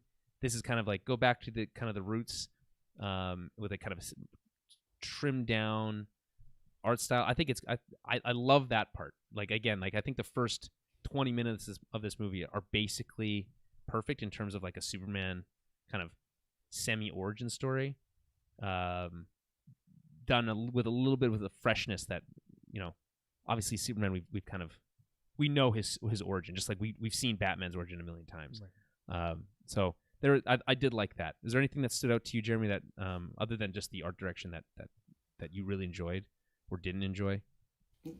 No, not really. Like I said, I think the action was really well done, and it was just refreshing to see just a new aesthetic, which I wasn't really hyped on, but it grew on me. It looks really good in motion. It's very fluid. Yeah. Okay, so let's move on to something that we've all seen, I assume. Jeremy, have you seen The Boys season 2, episodes 1 through 3? I haven't seen episode 3. I watched 1 and 2. Episodes 1 and 2. So we'll just say here, spoilers for episodes 1 and 2 of The Boys. We can maybe give a brief spoiler-free impressions of We're not going to do a whole thing right now. Well, I don't want to do a whole thing. I just want to get some impressions on the first couple episodes. It's been a while since the first season. I wouldn't mind getting your guys' thoughts on what you guys thought of the how season 2 picks up after season 1. So yeah, I don't know. Maybe just to be safe, if you're worried about any spoilers, we're basically done. So we'll talk to you next week. But for now, for the sake of just in case, skip ahead. But if you've seen it, we're gonna talk about The Boys here for a second. I think The Boys season 2 is off to a great start. Been really enjoying it. We've been discussing it a little bit in the Discord. There's some questions about maybe some of Huey's motivations that are a little bit questionable, but I think that can mostly be written off by just like some extreme trauma in his life. What do you guys think? I think it's great, but what do you guys think? Yeah, I would definitely agree. It seems like the perfect continuation of the first season, right? The first season was also great. Yeah. Basically every episode. And this picks up directly after the end of the first season. Yeah. It introduces a couple new concepts, but really it's a continuation in my mind. So like you could play these seasons back to back and it's seamless. Yeah. And that's kind of it's good. That's how I want it, I guess. I didn't want like a giant time jump or anything. Jeremy, what do you think? Yeah, I'm in the same boat. I think it's cool to be back. I'm loving where it's going so far. I've been laughing pretty hard in the first 2 episodes. It's very funny. It's funny to see like my girlfriend's reaction to certain things. Like certain things she'll be in shock to, or like just appalled at. Just in terms of like the uber violence and like the ultra uber violence and but it's basically always just trying to be funny or making fun of itself. Right.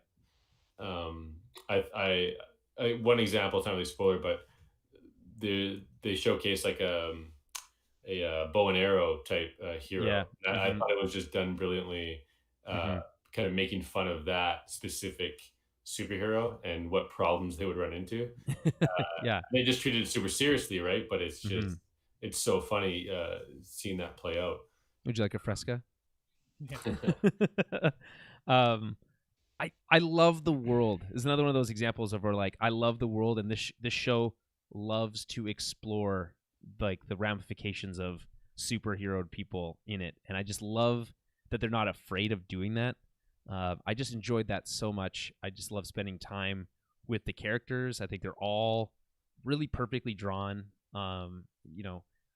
Having with with Butcher coming back at the end, like you forget how much of a charismatic.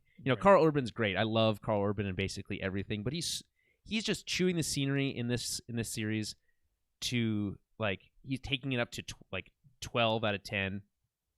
I just really love everything he has to say. Like it's this show somehow manages to find a really great balance between seriousness and like adult concepts and this blending of, well, what if this childish concept of superheroes, was placed into a quote unquote a real world, but it's not, because it's not a real world. It's a little bit enhanced. It's applying some of our world's like philosophy to the superhero world, right? So obviously, like politics is a huge part of it. Not just the macro politics of them trying to get superheroes into the military, but the internal politics of their corporation, right? And all the different superheroes. There's the public face and the private face. That kind of stuff is very interesting and like to varying degrees relatable, right? Because we have those types of dynamics in our day-to-day lives to varying degrees, right? So I think that's an interesting world to live in. I find it a little depressing at times. What I would say, though, I think The Boys it's only 3 episodes thus far, so it's early days in this season. As much as it feels like a continuation, it also feels like a little aimless. Like I'm not sure what the stakes are anymore. We had the first season, and it feels like the stakes are exactly the same as the first season. Right. I think it's especially if you are. I think the show presents Huey and Mother's Milk and what's the French guy's name? Frenchie. As like the quote unquote heroes in Starlight, obviously, and then the members of the Seven being either fully evil or shades of gray in between. If our main characters, Karl Urban and all them, are our main characters, it's like basically they're never safe until superheroes don't exist, which like. Well, they're taking on the corporation, right? Right, which doesn't really. So the stakes are almost too high, and it almost makes their ability to survive the world at all very surprising, and almost unbelievable. Right. Which it's like, is it unbelievable? There's a lot of unbelievable shit that goes on, but like that somehow like is a bridge too far, which is a little bit weird.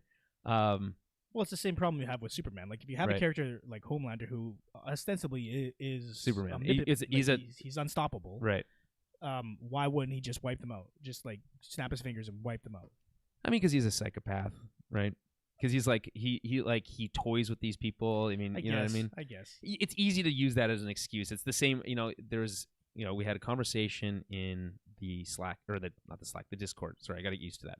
The Discord about like why does Huey keep lying to Starlight after the whole thing about how she's pissed that he lied to her in the first place?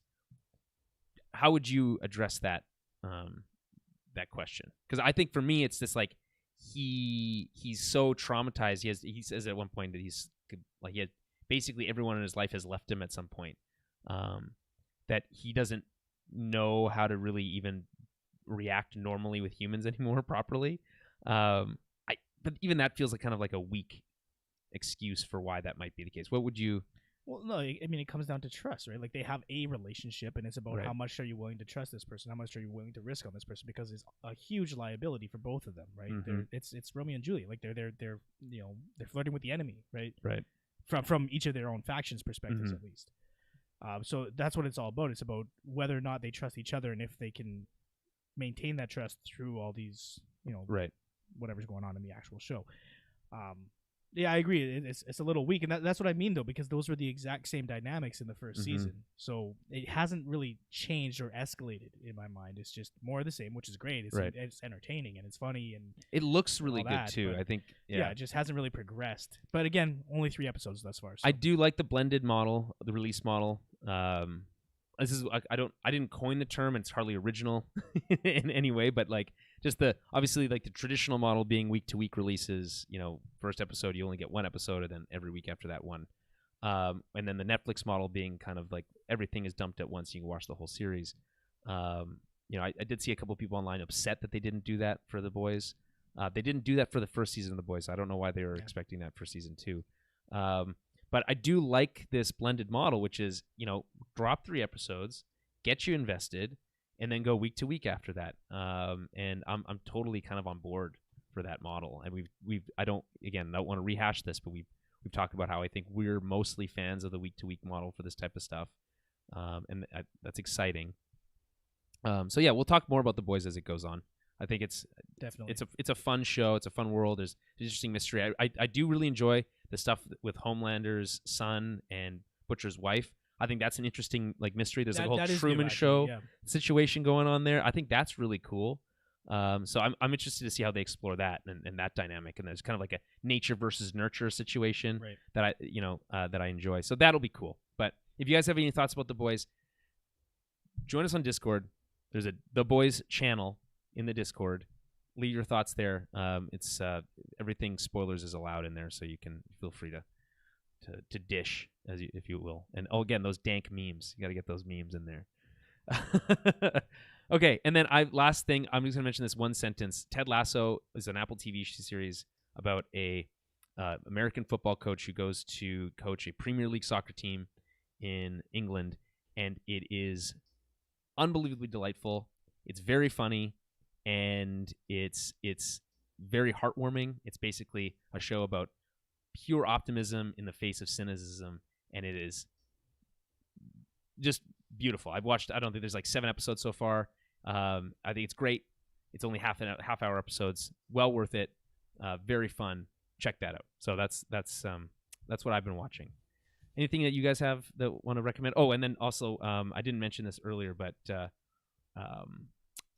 Raised by Wolves, which Ridley Scott is directing every episode of, is mind-bendingly strange, very hard to it's almost too hard to get into. It's very weird, but it's very Ridley Scott-esque, down to the point of the fact that there's androids in this series that have milky white blood. It's that traditional Ridley Scott stuff, but it's the only way I know how to make it. Right. No. So if it's a very high concept sci-fi show with very high budget on HBO Max, check that out as well. I think it's really cool. Also another 3 episode drop blended model release. So check that out as well. Anything you guys have been watching? Jeremy, not on my end. Nothing that really relates No. to the podcast stuff. No, just the boys. Okay. Well, at least something. That's better than most weeks, I think. Okay. Well, on that note, then we will wrap things up here.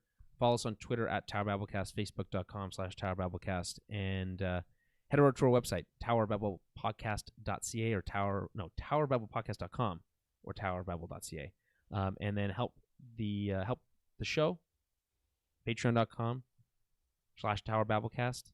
And get access to our movie club, which again we're doing Black Swan this month, so look forward to that. And we'll be back soon with more TOB.